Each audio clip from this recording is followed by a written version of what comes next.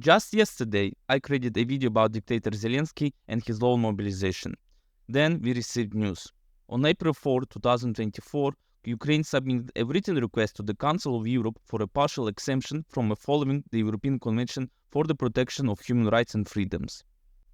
The articles of the Constitution that are subject to restrictions guarantee inviolability of housing, confidentiality of correspondence, telephone conversations, and other correspondence, non-interference in personal and family life, freedom of movement, free choice of place of residence, the right to free leave and return to the territory of Ukraine, the right to freedom of thoughts and speech, free expression of views and beliefs, as well as the right to freely collect, store, use, and disseminate information, the right to participate in the management of public affairs, referendums, the right to freely elect and be elected to bodies of state power and local self-government, equal access to public services, the right to hold meetings, rallies, processions and demonstrations, as well as the right to strike, the right to own, use and dispose of one's property, the right to entrepreneurship and work,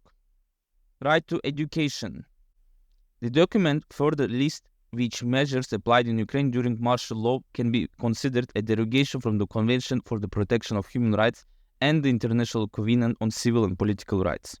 It's forced alienation of private or communal property for the needs of the state, introduction of a curfew, special entry and exit regime, restriction of movement of citizens, foreigners and stateless persons, inspections of things, vehicles, luggage, cargo, office premises and housing of citizens, prohibition of peaceful assemblies, rallies, processions, demonstrations and other events, prohibition or restriction on the choice of place of stay or place of residence, prohibition for citizens registered with military or special authorities to change their place of residence or stay without proper permission, establishing a military tax for individuals and legal entities.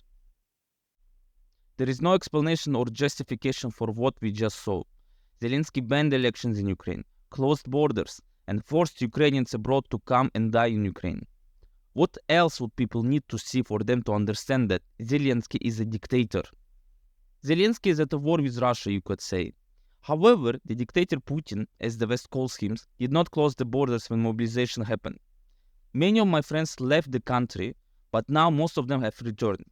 The dictator Putin held elections, not saying we are at war, let's not have it. The dictator Putin needs soldiers, as many Western propagandists say, but we don't see how Russian soldiers force people to join the army. What we are witnessing in Ukraine is a clear example of totalitarianism. There is no freedom of speech, no rights, no choice, and no future for the Ukrainian people. Zelensky is not afraid of his own people because he knows they can do something about him. He also knows that all the Western liberal politicians who supported him are now stuck with him because he knows too much. Zelensky knows that the USA has no other choice but to continue supporting him. Because as the Western politicians have repeatedly stated, if Russia wins, the West will lose. This situation was created by the Western liberal elite, and the result is a monster that kills, conducts terrorist attacks in Russia, and forbids freedom and democracy in its own country.